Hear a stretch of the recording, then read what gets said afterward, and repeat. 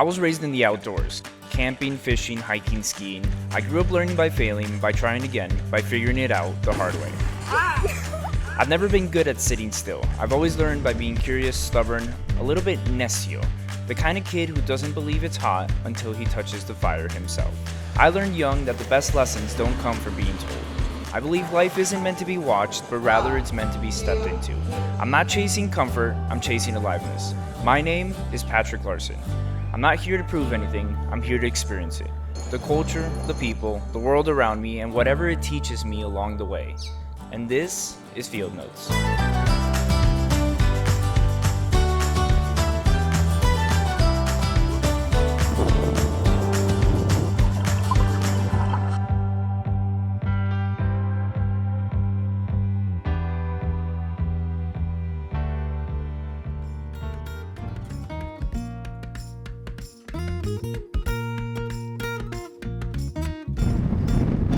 First stop of the trip was El Paredon, a small town on Guatemala's Pacific coast where the road eventually dissolves into sand and palm trees.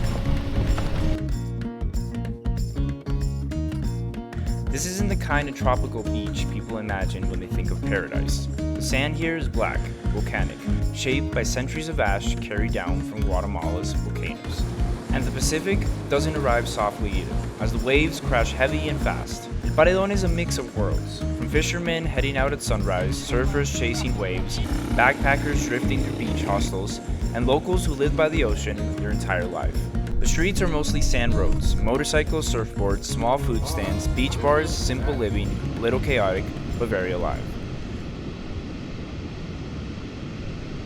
But when I first arrived, none of this was what I noticed, because on the drive there, something else started to creep in: fear. The kind that shows up when you arrive somewhere unfamiliar and realize how alone you actually are. So, I dropped my bags, stood there for a moment, and instead of staying inside, walked straight back out. First stop, ceviche. Along Guatemala's Pacific coast, seafood is everywhere, and ceviche is one of those staples. Fresh fish cut into pieces, cured in lime juice with onions, cilantro, and chili. Sometimes it's corvina or rábalo, sometimes shrimp, octopus, or squid. Simple, fresh, straight from the ocean. After eating, I headed down towards the beach, as a volleyball game was happening near one of the hostels. Locals and travelers mixed together. This is what makes this place gold. I thought about joining, but fear showed up again. So, instead, I ran straight into the ocean. Cold water resets something in you. The shock clears your head, and suddenly the day feels lighter. By sunset, the sky turned deep orange over the black sand. That's when I finally worked up the courage to say hello to three guys from the UK. Just a simple traveler conversation of where are you from and where are you headed next. Later that night, walking back through the sandy streets, I stopped at a food stand and ended up talking with two Canadians who worked as tree planters. It's one of those random travel moments where strangers meet in a tiny town and end up sharing stories for hours.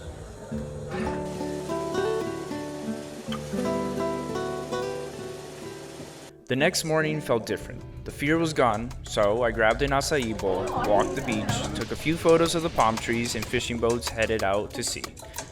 And then, it was time to get back on the road. But that first day reminded me of something. Fear usually shows up first. Curiosity follows right behind. And sometimes the only thing separating the two is the decision to drop your bags, walk out the door, and start exploring.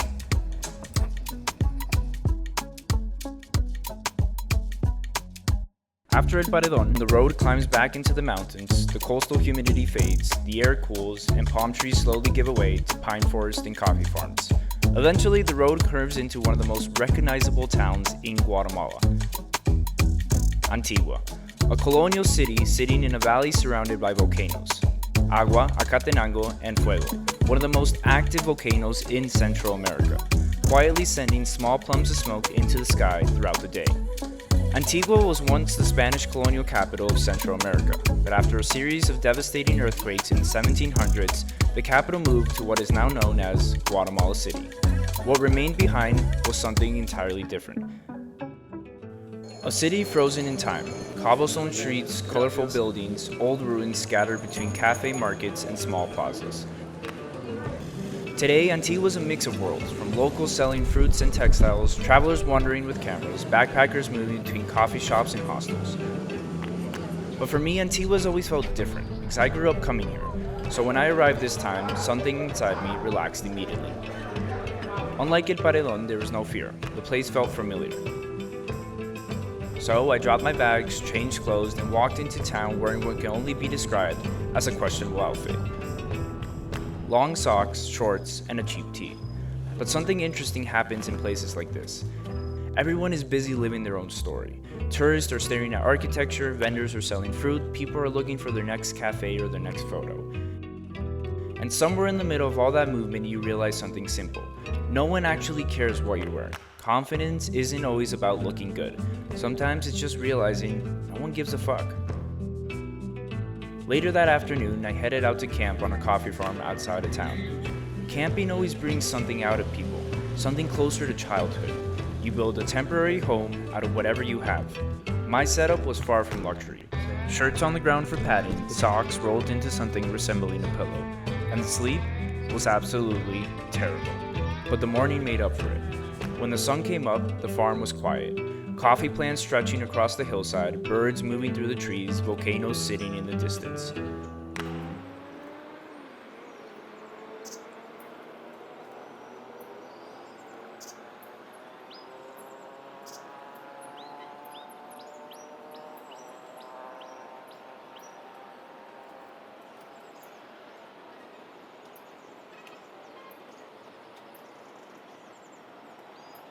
I made coffee and sat there for a while, just watching the light slowly move across the valley. Later that morning, I walked through the local market. As piles of mangoes and avocados were stacked on wooden tables, handmade Mayan textiles hanging from stalls, street food sizzling on small grills. At one point, I even saw a kid walking through the market holding a live duck for sale.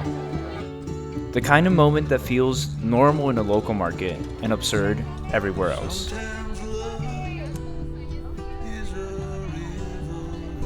But that night, something shifted. Antigua was full of people. Music from bars, restaurants packed with friends, laughter spilling into the streets. And somehow, right in the middle of all that life, I started feeling lonely. That's when I noticed the difference between two things: being alone and feeling alone. Being alone is physical. Feeling alone is emotional. You can sit in total solitude and feel peaceful, or stand in the middle of a crowded room and feel disconnected from everyone around you. That night, I watched the sunset behind the mountains and headed back early. On that quiet walk home, a thought started forming.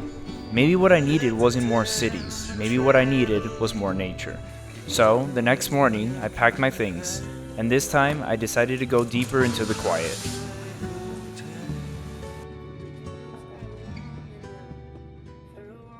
After Antigua, the road climbs again. The air gets thinner, the temperature cools, and the mountains begin to close in around the road. Eventually, the landscapes open up again, revealing one of the most remarkable places in Guatemala, Lake Atitlan. Atitlan isn't just a lake, it's a volcanic crater filled with water. Thousands of years ago, a massive eruption collapsed the land inward, forming a caldera nearly 18 kilometers wide. Over time, rain and underground springs filled the basin. The result is something extraordinary. 3 volcanoes rise dramatically along the southern edge of the lake: San Pedro, Toliman, and Atitlan, towering over the deep blue water. Around the shoreline sits a ring of small towns, each with its own rhythm. San Marcos draws spiritual travelers and yoga retreats. San Pedro is more social: bars, restaurants, backpackers. San Juan is quieter, known for coffee, art, and weaving cooperatives. That's where I first arrived. San Juan La Laguna is small, colorful, and calm. Murals across buildings, narrow streets, cafes tucked between textile workshops. I walked around for a while, grabbed a coffee, but something still felt off. I hadn't talked to anyone, so eventually I headed back to the Airbnb and headed toward the lake.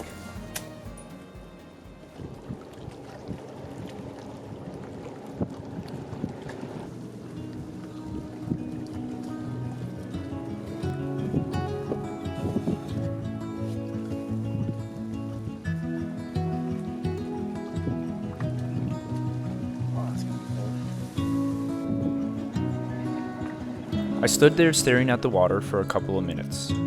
5, maybe 10 minutes, debating whether or not to jump in. And my mind started doing what minds do best. What if the water's freezing? What if there's something in there? Then, suddenly, I just jumped. It wasn't a perfect dive, but I jumped. Cold water resets something in you. Your breath sharpens, your body wakes up, your mind clears. When I climbed back out, I was laughing. I was relaxed. The tension had dropped.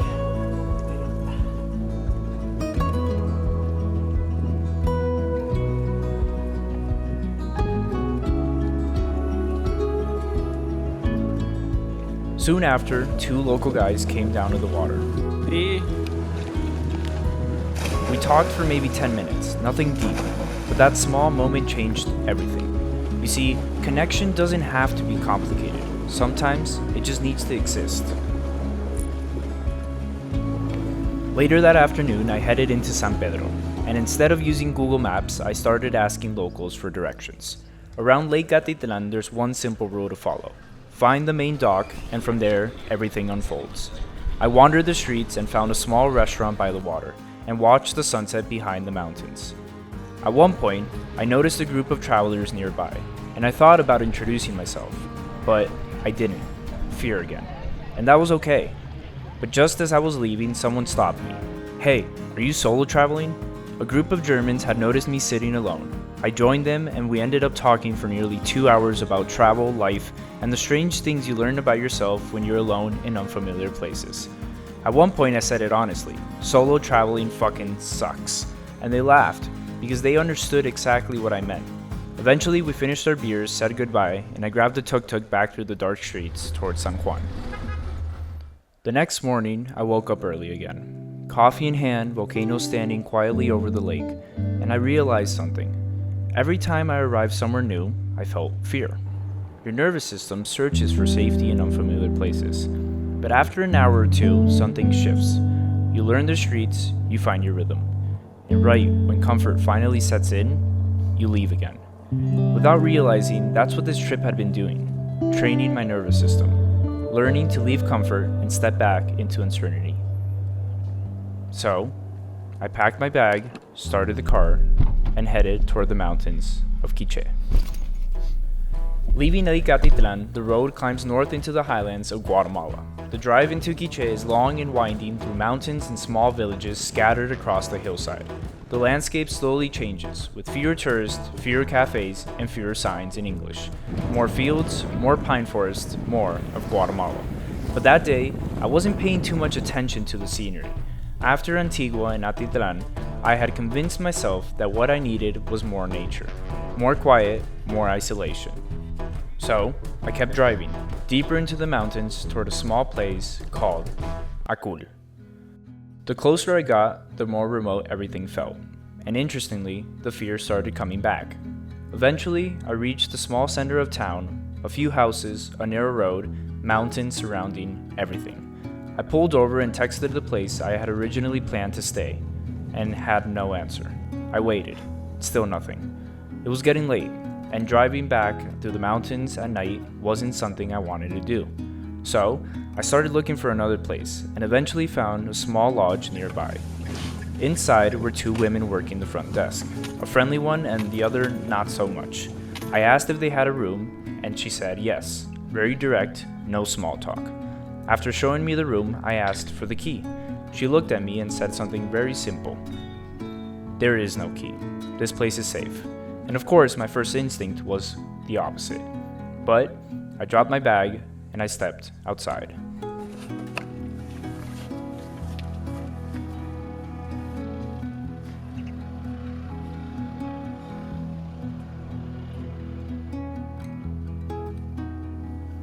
The place was incredibly quiet. A couple workers moving around, more cows than people, more dogs than workers. 7 dogs actually, following me around the property.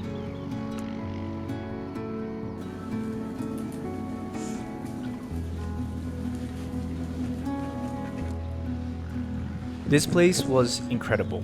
The mountains surrounded everything. It was the exact kind of place I thought I needed. And yet, standing there in all that quiet, something became clear. All this time, I thought I needed to escape people. to go deeper into nature, to isolate myself. But that wasn't what I needed. What I needed was connection. And once that realization landed, the rest became obvious. The next stops on my route were even more remote, the jungle and then Petén. So, I made the decision to skip them and head back towards people. That night, dinner was simple, oatmeal and protein powder, nothing fancy. But the sleep was the best of the entire trip. A cool mountain air, heavy blankets, and the kind of silence you only find in places like this. Morning. The next morning, I woke up to the sound of roosters echoing across the valley. Coffee in hand, watching the sunrise over the mountains, another thought formed. Happiness usually comes from three things. First, stability, sleep, food, physical balance. Second, meaning, feeling aligned with what you're doing. And third, connection. On this trip, the first two were there, but the third one wasn't, and that changed everything. So, I packed my bag, started the car, and began the longest drive of the trip, leaving Akul behind and heading back into the mountains. Headed out, 10-hour drive, protein bar.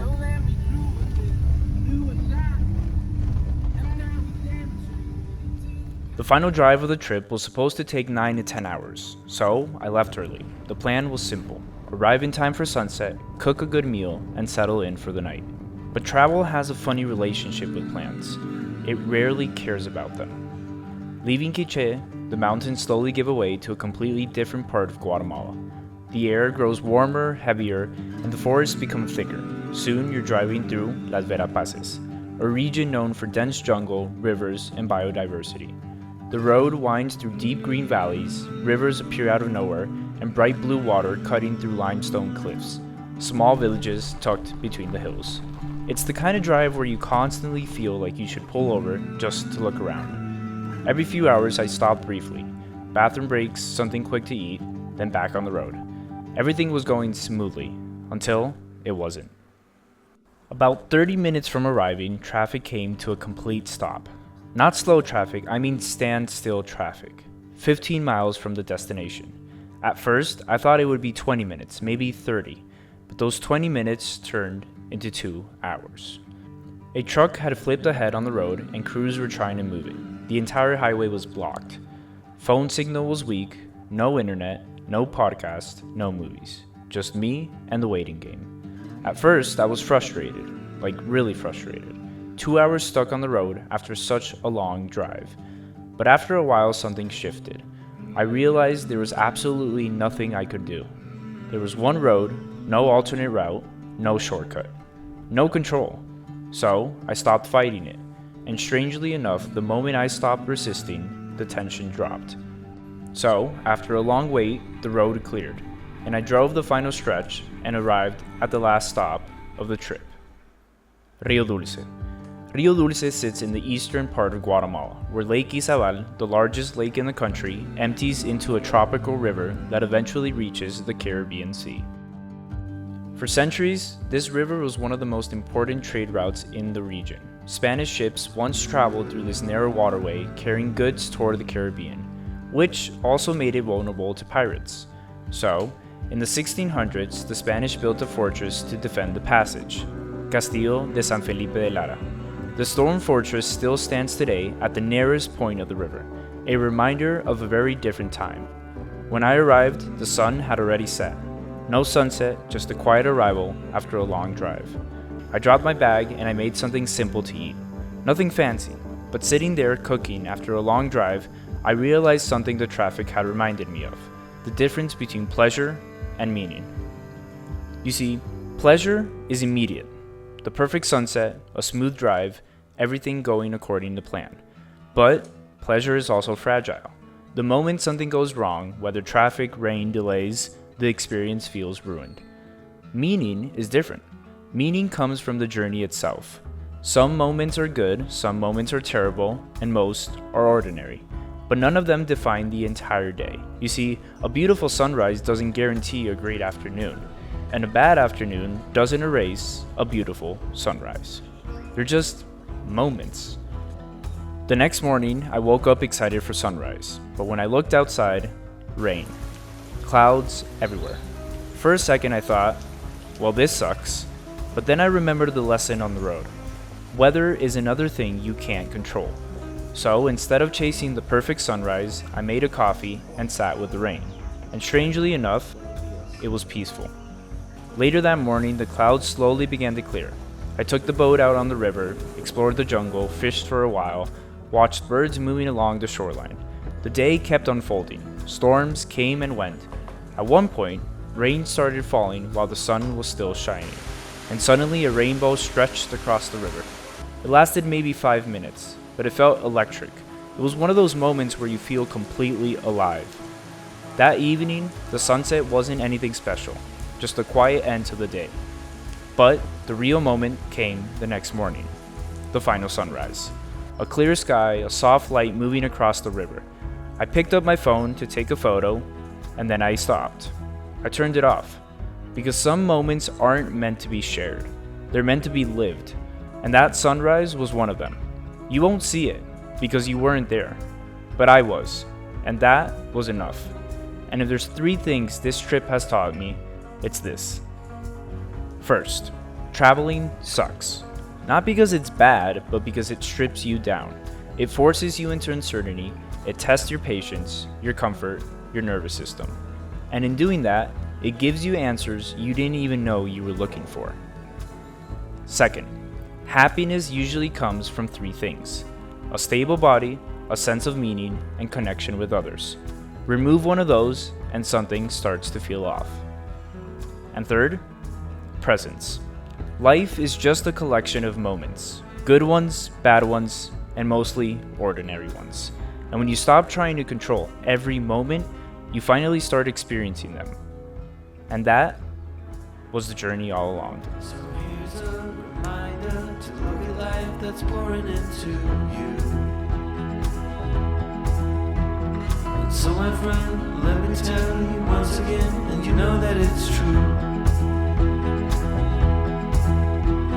Forget about seeing it or hearing it, in the end you must feel.